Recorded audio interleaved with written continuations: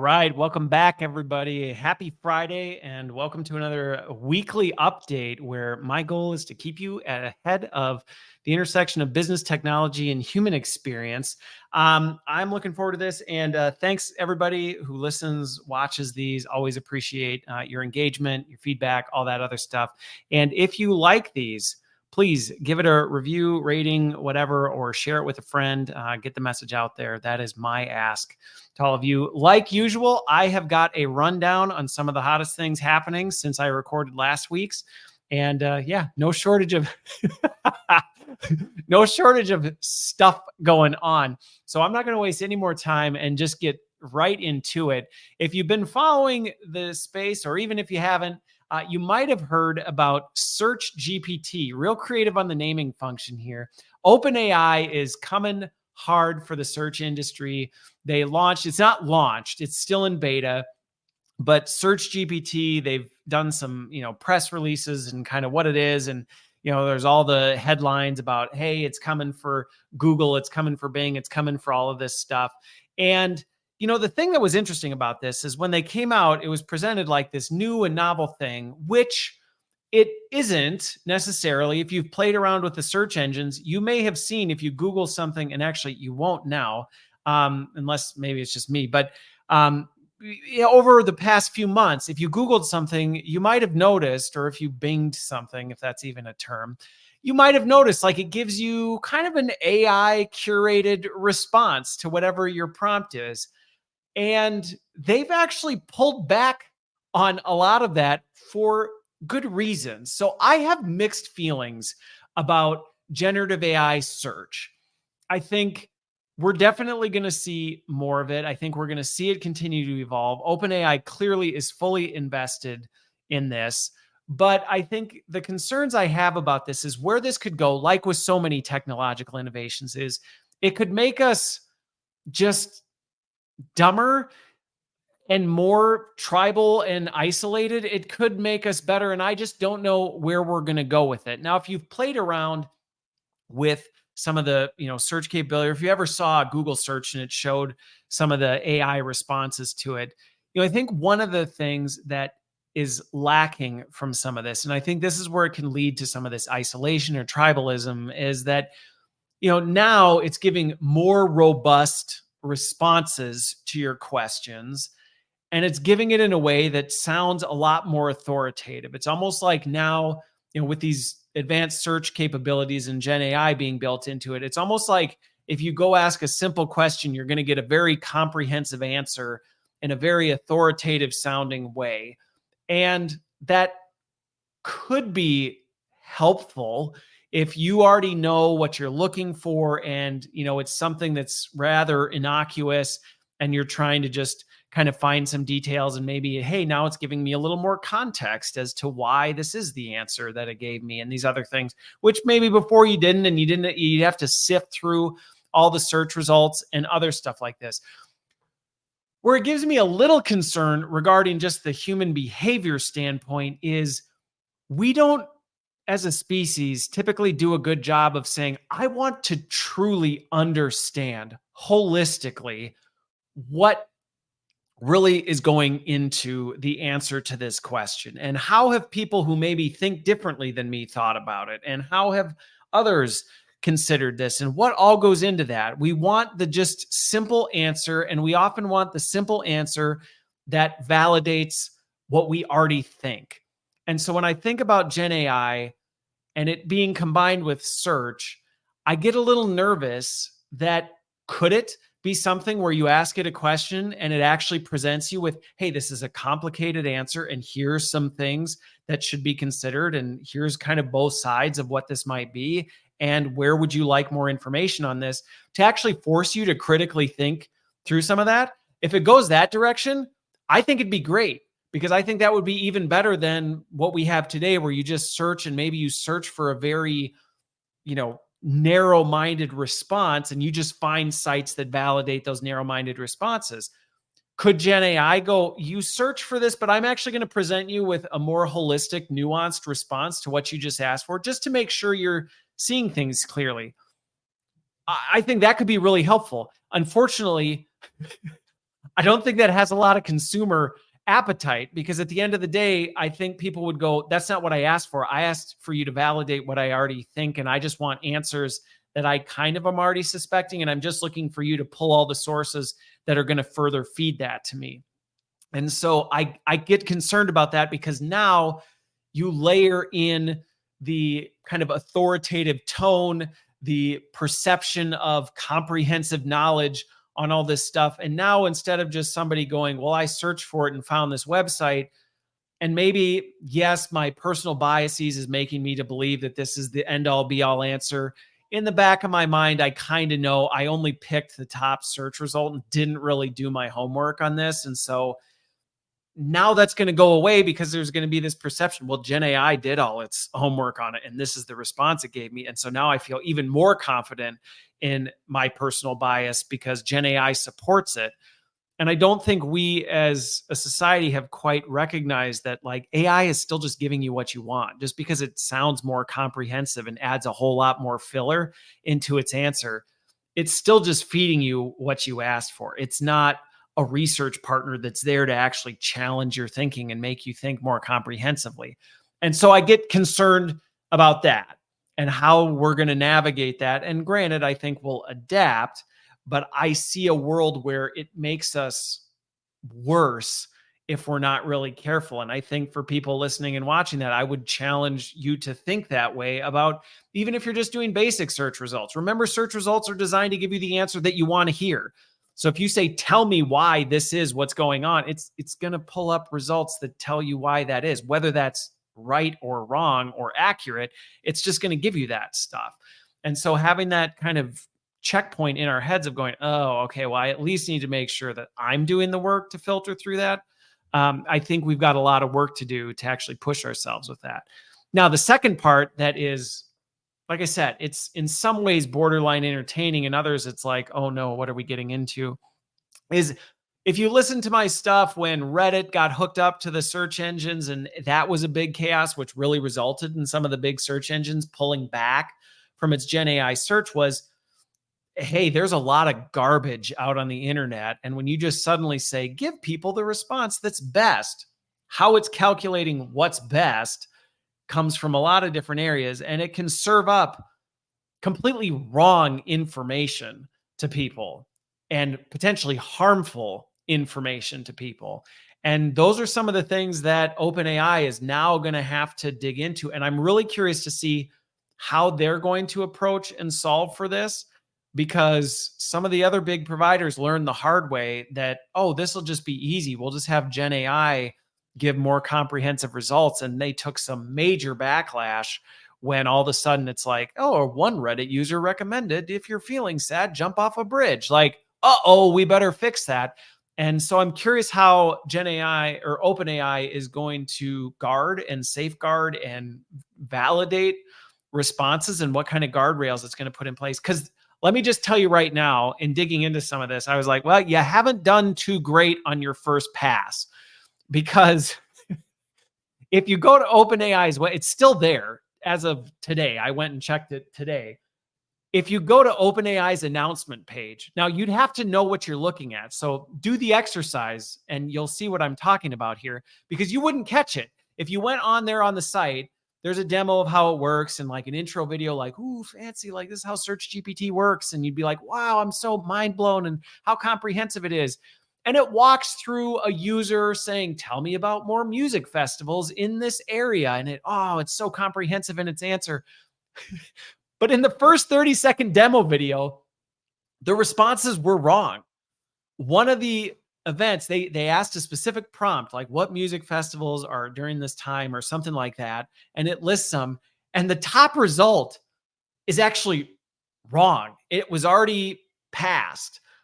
So already in their demo, which is on their site today, it's inaccurate in the information it's giving. And it just, to me, just highlighted, we're going to have to be even more careful than we were before with search results. Because again, maybe in the past you would say, tell me about this. And you might be able to, based on, looking at the results go, okay, well, if it's a website, music festivals, Boone County, whatever.org, you're going to be like, well, they probably have the dates right and the festivals.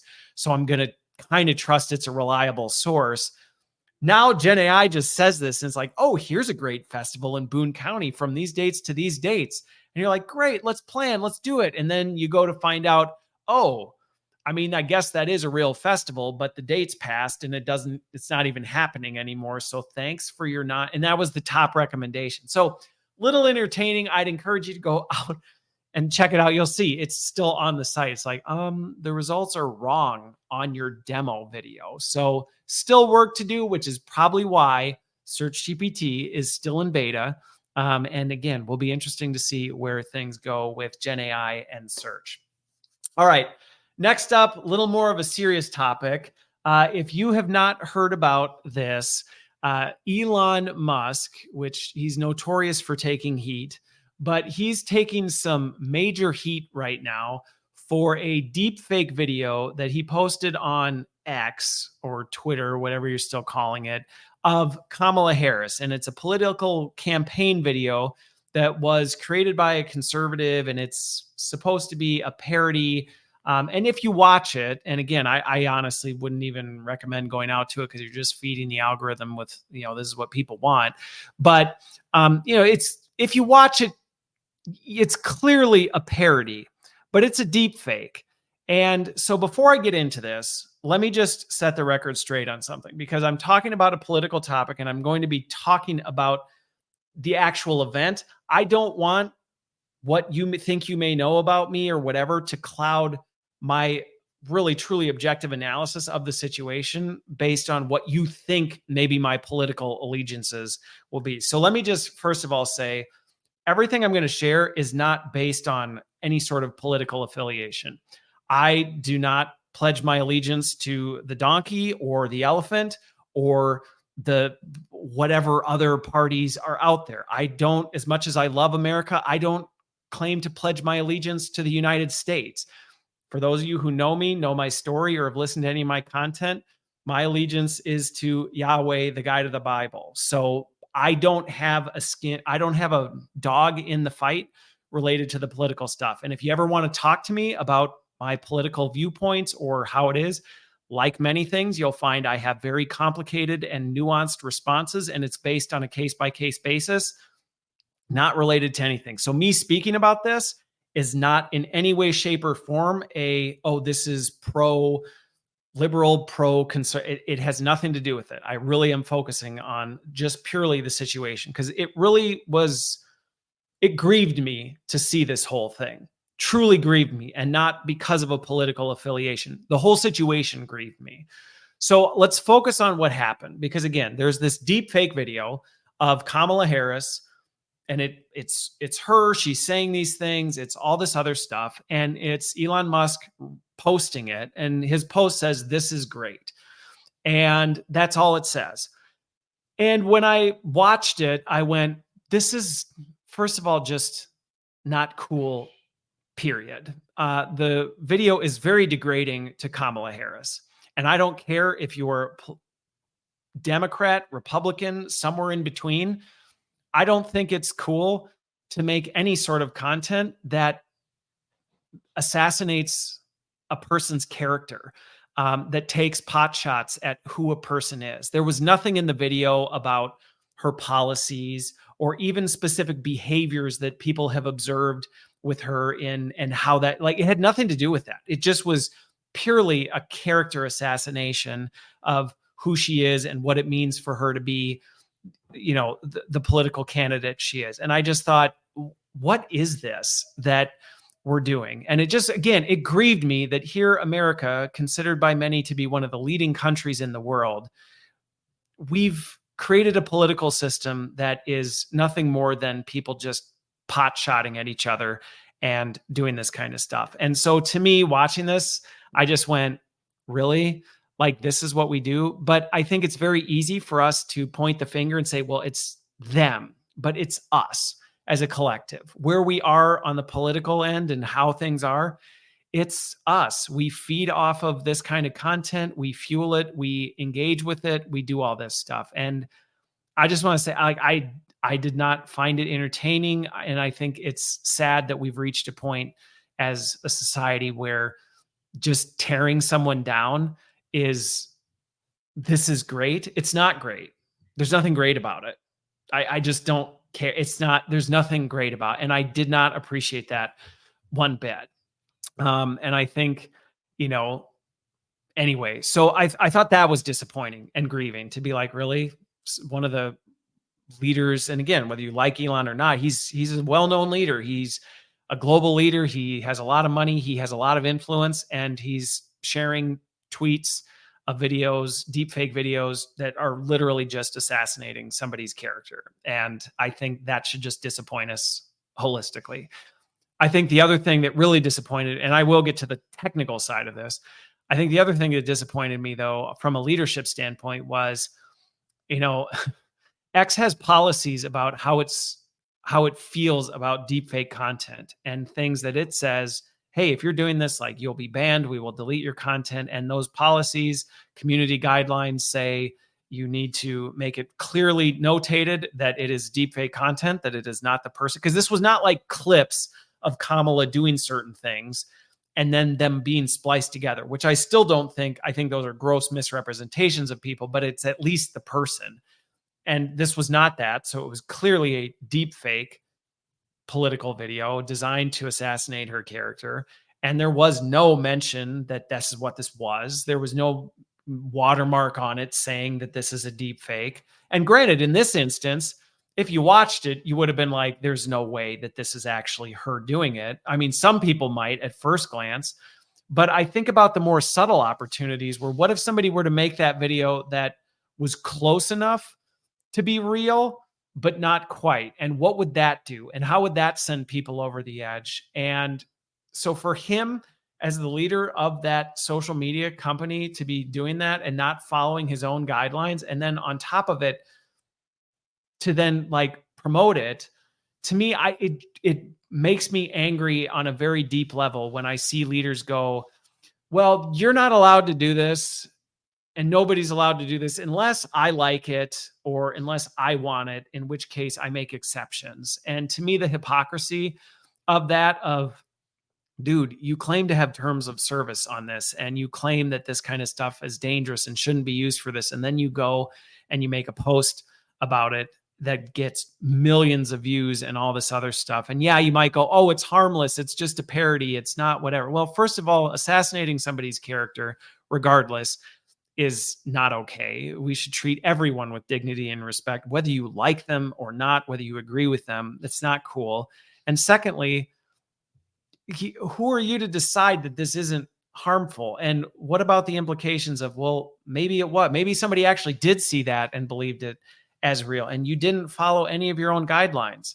And so the hypocrisy of saying, this is what I expect from everyone else, but the rules don't apply to me, it's a terrible model of leadership. And I think that's something that every leader, which we're all leaders in some capacity, should be looking at ourselves going, am I doing things that I tell other people that they shouldn't do? And do I make exceptions when it caters to what I like, or when I think, do I let it slide because, well, it doesn't bother me or didn't really affect me, type of a thing. And I think that's not cool. Now, I think the deepfake itself, here's where I'll talk about the technology itself.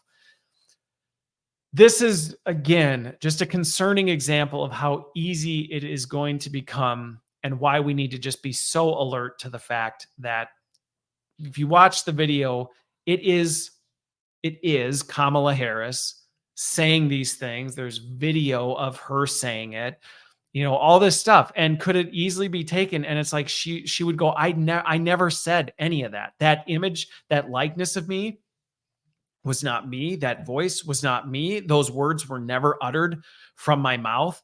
And I never had anything to do with the creation of this video. And that, to me, is where I think about the technology. And these kinds of things happen all the time, which is why I wanted to address, I think, the underlying problems, because if we don't fix that, AI is only going to exacerbate it, which is exactly what happened. I mean, have political smear campaign ads been a thing for a long time? Yeah. And it's sad that they should, and they shouldn't exist.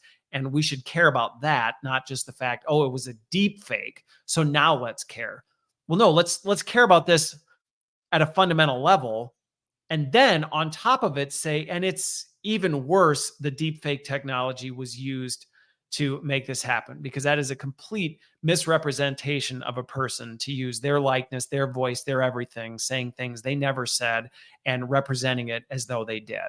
And so I was just, like I said, I was grieved by the whole thing and what it says about where we are as a society. And I would say, if I think that should make us all take a pause and go, hey, am I participating in this kind of stuff? Because if I am, maybe I need to actually look in the mirror and go, wait a minute, am I tearing somebody down just because maybe I feel like it's okay because they deserve it? Or, do I look the other way when it's something that doesn't really bother me, but I would be super upset about it if it offended me? Like, I think there's an opportunity for us to do that. And if you did, and you go, yeah, no, I actually agree that we shouldn't have done that. Well, then if you did participate in it, do something about it. Because, if you retweeted it, if you post, go delete the post and go, you know what? I'm not going to contribute to this kind of nonsense because it's not okay. Don't just say, yeah, other people shouldn't have done it, but I'm not really going to do anything even though I did. So anyway, enough on that. But I think, again, a bit of a sad state of where we are, and an example of the kinds of things I think we're going to see more and more of as we continue moving forward, if we don't collectively say something and do something about it. And what that looks like for each and every one of us is going to vary. But we can choose to not participate in some of this stuff. Okay. So number 3, if you are, and I'm going to be talking about the Olympics, but not for the reasons that you might expect based on some of the headlines and all the hullabaloo going on about the Olympics and all this kind of stuff. So get ready for it. This is actually going to be an unexpected take on some of the stuff going on at the Olympics, which is AI surveillance. Massive, massive surveillance going on with the use of AI over at the Olympics. So if you are over there, you listen to this and you know somebody who is, you are going to get to experience firsthand how AI surveillance is being used to help, honestly, just digging into it more, mitigate a lot of the risks of that many people from that many countries, that many different perspectives in a competitive environment, all coming together in a very consolidated location. And this has been a problem that has existed forever, where it's like, well, how do we actually keep an eye on some of the real things that can happen? Yes, obviously there's the extreme examples where somebody wants to do something crazy, but then there's also just practical ones, like somebody falling down in a massive crowd of people and potentially getting trampled or pressed up against fences and being crushed because of this kind of stuff. And there's not enough police officers in the world to be able to monitor and stay on top of all this stuff. And so it becomes a ton of noise that they're now saying, you know what, we should be using AI for this. And so if you're trying to stay off the grid, Paris, France is not the place to be right now, because there are camera devices all over the place watching for this stuff. And I dug into it because I was curious how they're using it. And there's some fair critiques on, there's support for it, which, like I said, I think there are some very legitimate reasons why this can be super helpful. There's more stuff going on. There's more people going on. There's more video footage of things happening than any human being on the planet could possibly keep tabs on, or any police force could ever try and manage. So I understand it's like, so what do we do about it? And I think this is a situation where AI can be a really powerful tool to say, okay, how do we legitimately have not just eyes everywhere? Because eyes everywhere is only good if those eyes are actually cueing you. I mean, the whole point of seeing is so that you can make a decision and do something about what you're seeing. If that sight goes nowhere and it's like, oh yeah, well, we have video footage now of people getting trampled to death or crushed. Okay, like, well, too bad, so sad. Like they're already gone. Like there's nothing we can do about it.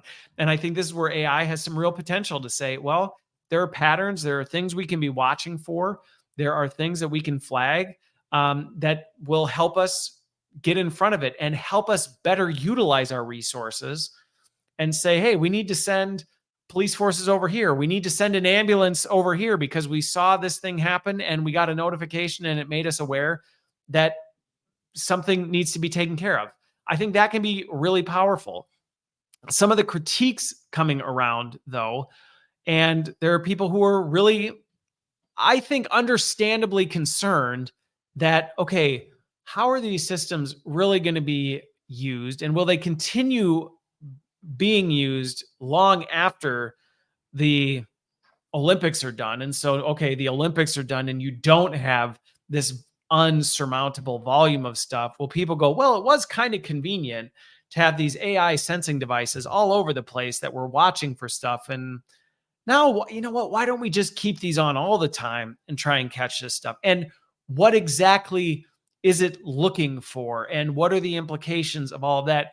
Because there is real bias and risk built into some of these things that, I can understand why people would go, I don't necessarily want AI systems just everywhere watching everything and potentially, and I get it's tense. And that's why I have mixed feelings on it. Now, one thing that I thought, based on some of the representatives from the company and some of the things I dug into about the surveillance systems that they're using, is that they are not designed to automate decisions.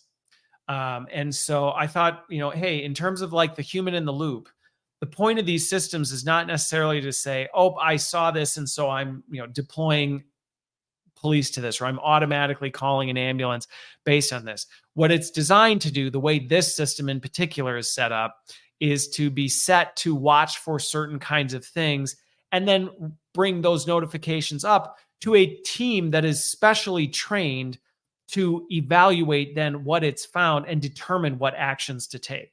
So I actually think, based on what I've seen, and again, I know there's going to be the people out there that are like, yeah, right. And it's like, well, I can't operate off speculation and hyperbole of what may be, but I can speculate off what I understand about the technology and what they're saying they're using it for, and how they are clearly laying out what their plans are and how it's being used, which I actually think it's a very healthy use of this kind of technology. You have a real problem on your hand, more people than you can possibly manage or even hire human beings to be involved with. You have real risks associated with this, the risk of people doing crazy things, people being angry, drunk, stuff like this, people being trampled. I mean, there's real legitimate risks that there's not enough people to watch out for. And hey, you know what? Cameras can catch some of that stuff, and cameras by themselves, even if you catch a video, there's not enough to do. So it's a real problem that you go, man, this is a scale problem. We don't have enough human beings to scale this. Legitimate use case for AI. And I was, again, happy to see that they go, and our goal here is not to have the AI systems make determinations about what to do. They have clearly invested in the training of the teams who are responsible for making decisions and taking action on that, of how to, review the notifications. And I'm sure there's feedback loops in place to better train the AI to identify false positives and stuff like this.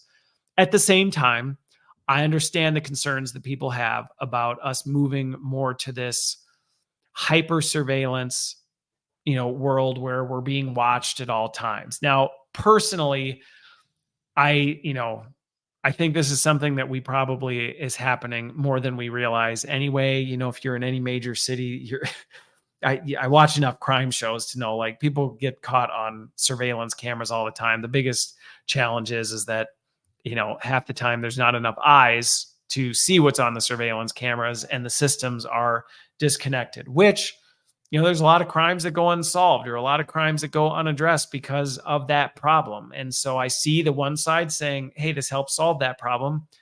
I also completely understand and recognize the side and agree with the side that says, yeah, but our systems are extremely biased. And how is this thing trained? And what is it trained to do? And how is this going to be used to make sure that it's fair and ethical?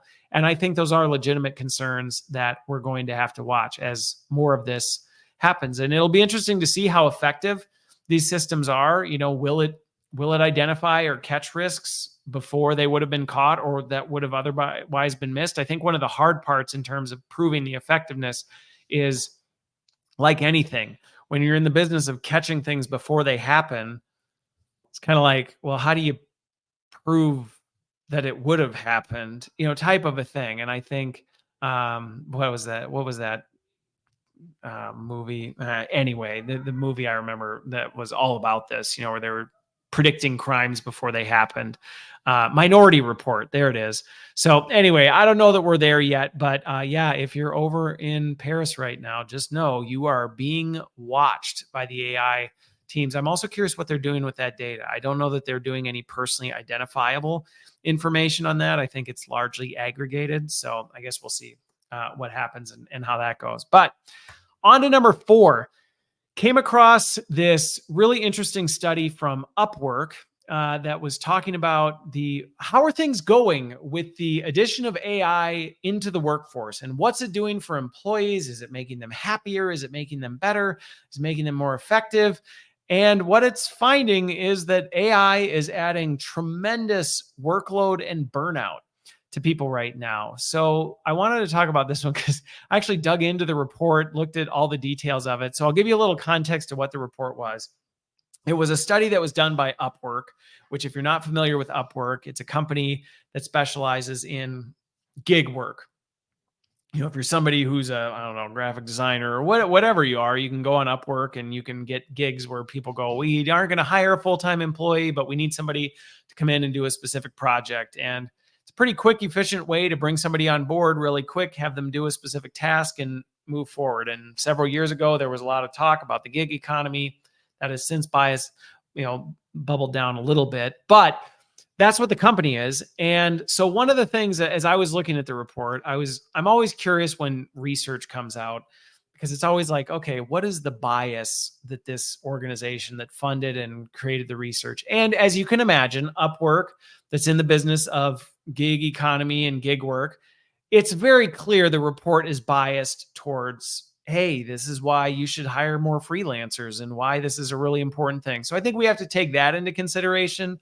And just always remember, whenever you read a study or any sort of data, it is never fully objective. It's not just this is just the facts. There's always a bend to, well, what is the group that's putting this out trying to convince? And this is no exception. And that came through very clearly in the research. But what I thought was interesting is the workload and the burnout part actually wasn't as influenced by this bias, because it actually was an interesting kind of anomaly that they found through the research. So the research was 25, it was a decent sized study, 2,500 workers across the globe, 1,250 C-suite execs. There was a mix of 625 full-time employees and 625 freelancers. So kind of this contrast of senior leadership and then employees both on the freelance and on the full-time side.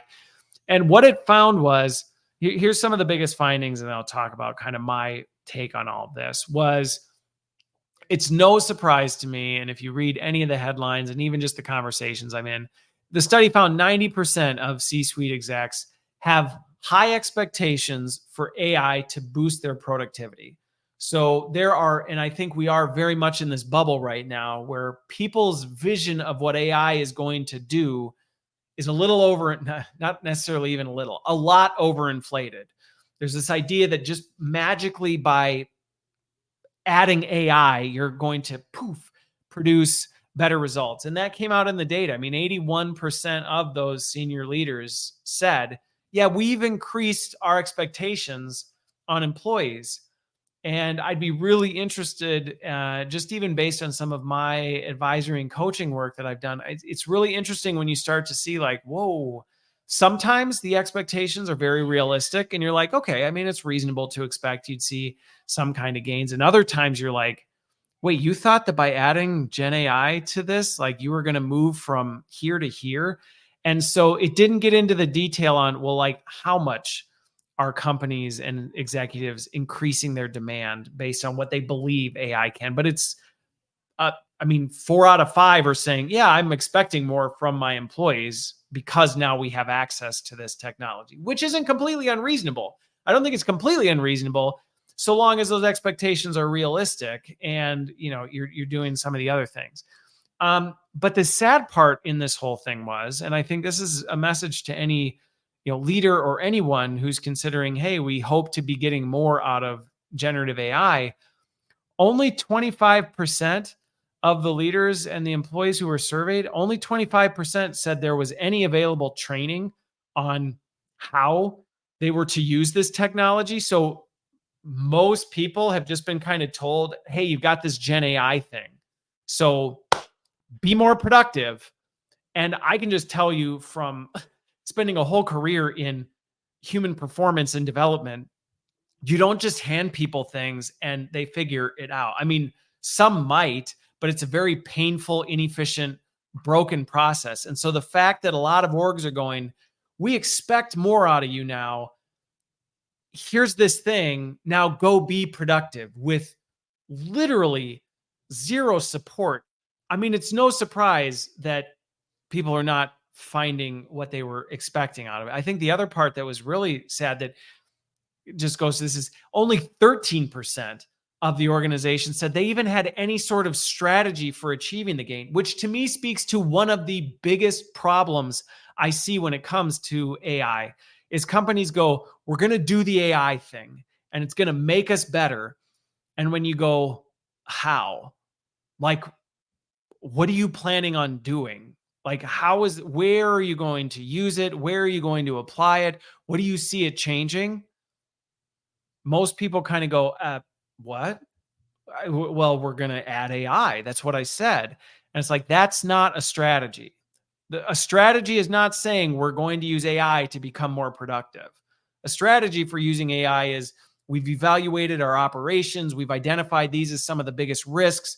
We've identified that, these are the scalability problems, and it is a scale problem that it can be easily automated. It's well documented, so we know what we're doing. We have training data to be able to create AI that can support that. And so as a result, we're going to do this. We believe we can, that's a strategy.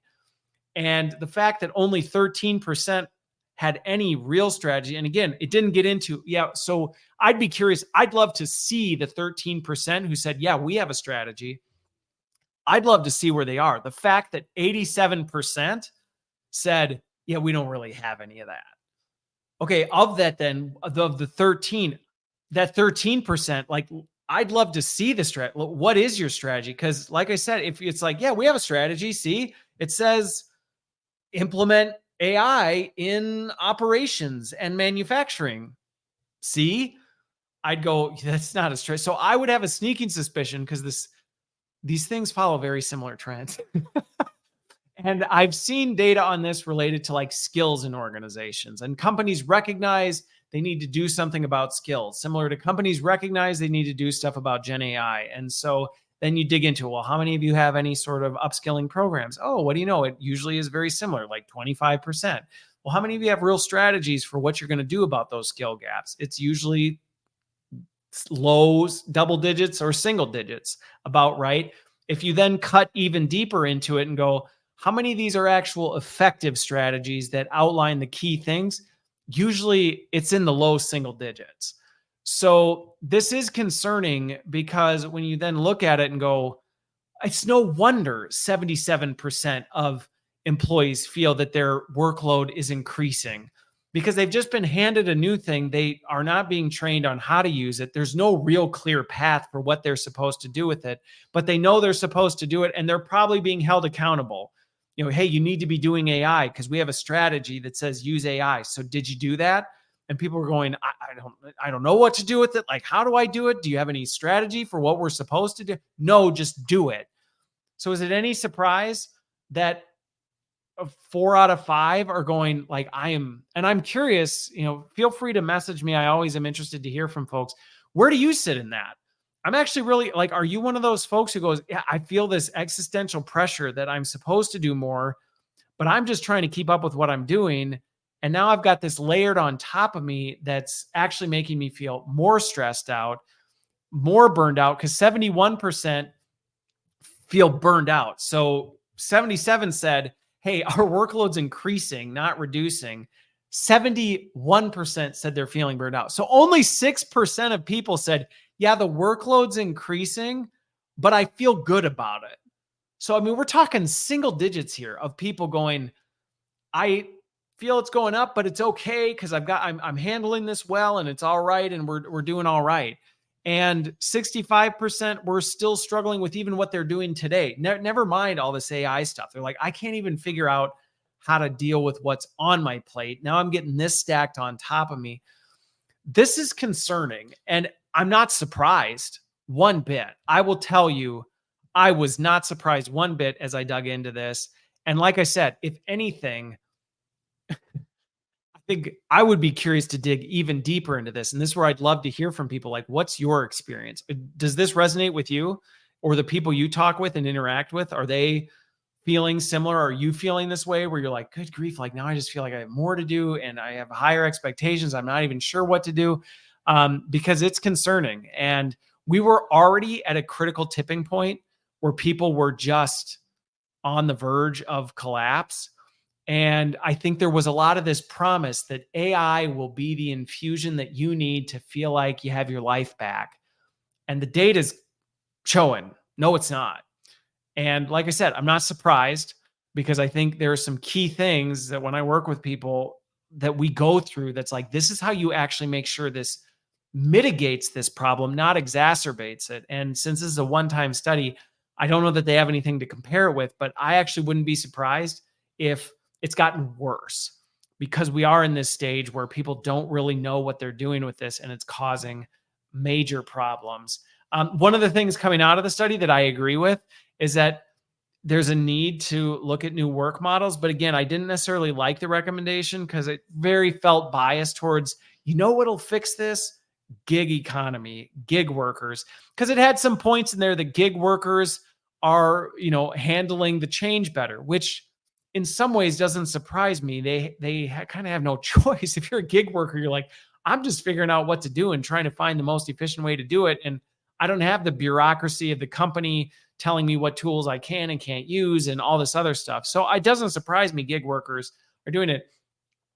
I think, yes, maybe the way work models are happening needs to be reevaluated, but that's not just because of AI. It needs to happen because of work locale. It needs to happen for a lot of different reasons.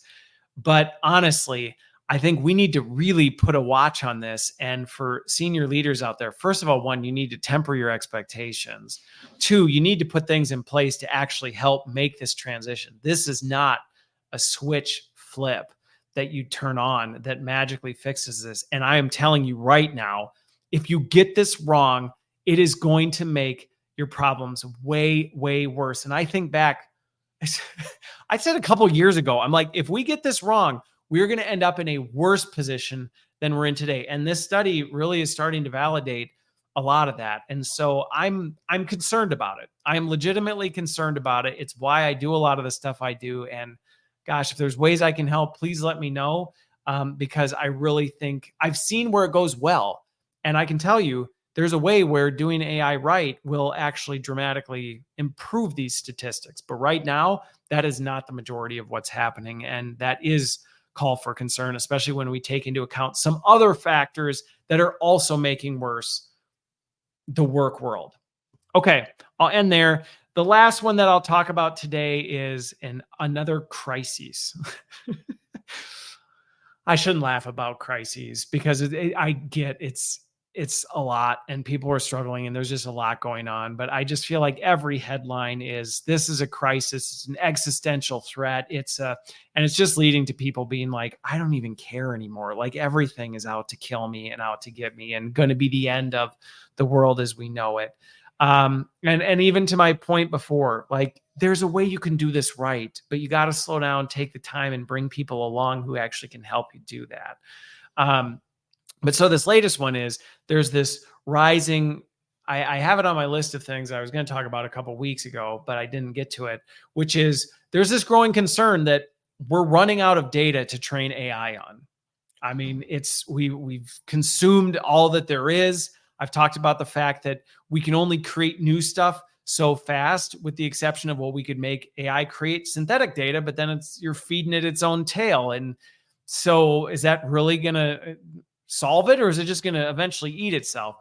But now what's making this problem even worse is a lot of the publicly available data. And if you've been watching the space at all, you know, a lot of these media companies are going, hey, you can't just take our stuff and train your data. I mentioned this a couple of weeks ago with the music companies going, no, no, no, no, no, no. You can't feed all our music into your AI algorithm and then create a consumer product where you're basically selling AI generated media that's been trained on our stuff. So a lot of companies are getting wise to this and going, yeah, you kind of already suckered us once and took everything that we just had kind of put out there thinking no big deal. But now we're realizing what you're doing with it. And so I'm sorry, we're going to close the door on this a bit and say no more. You don't have access to this. You can't use this in this. And if you do, we're coming after you. And the AI companies are having to go, uh-oh. So they were already a bit strapped for, where do we go get new data? Because we've pretty much consumed what's already out there. And now these sources of new data are going, you can come get it, but you're going to have to pay us. And we're going to have to figure out a model by which you do it. And we're going to have a say in how it's used and all of this other stuff. And it's up to 28% of the sources that these AI companies are pulling from, a third of their data sources. So already it was limited. Now you chop off a third. And I think that's just the beginning. I think we're going to see that 28% grow even bigger as more and more companies go, no, I'm not comfortable with you taking our IP to train your stuff. And yeah, so where does that leave us? What do I think that means for some of the innovations, some of the exponential growth that we're seeing in AI? I think we still have a long ways to go before we hit the ceiling. I don't think, we've fully tapped out yet on this, even if that 28% grows to 50, 75, whatever, because we can create synthetic data that can continue training this. I don't know that we're going to see the exponential jumps based on the synthetic data. But I think we're going to see more of the deals with the media companies, which can be good for, economic growth, because it does mean, hey, you can't just make this multi-trillion-dollar product and not pay for the resources you built it on. So I think it's going to force us to think differently about it. And they're making money off of this. So they've got some money to spend. And I think it makes sense that we would say, no, you got to pay for that. So that's how we're starting to see this, is they are now starting to make agreements with some of these organizations, go, fine, we'll pay for this data.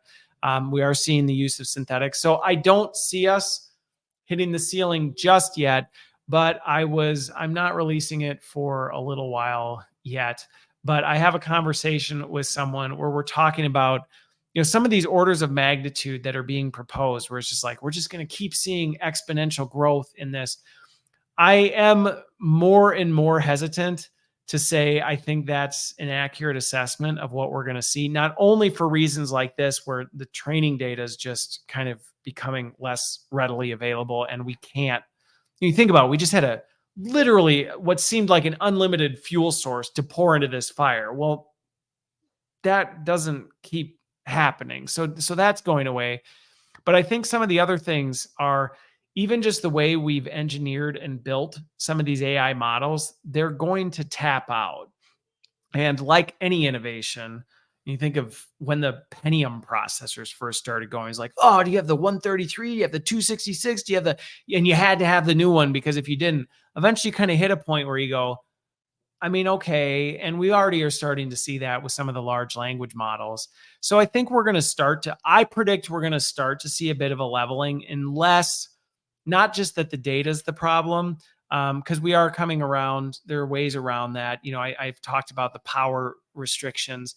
I think we're finding ways to become more efficient with that. But I think really some of the engineering and how these models are built are very limited in what they can do and how far we can really squeeze them. I think there's still plenty of, juice in the sponge to squeeze out. So by no means do I think we're going to hit an AI winter anytime soon. But I think the predictions that this is just going to blow through the roof and show no signs of stopping. This is, to me, just one indicator of where we can expect things to maybe slow down a little bit, which maybe based on my previous point of how burned out and exhausted everybody is, maybe that's a good thing. Maybe it's time we slow down and focus more on adoption and integration instead of constantly trying to push things further and further and further. So that's it. That's what I got for you this week. Hopefully you found this helpful. Thanks again for listening, watching, and I hope you have a great rest of your week, and I will see you on the other side.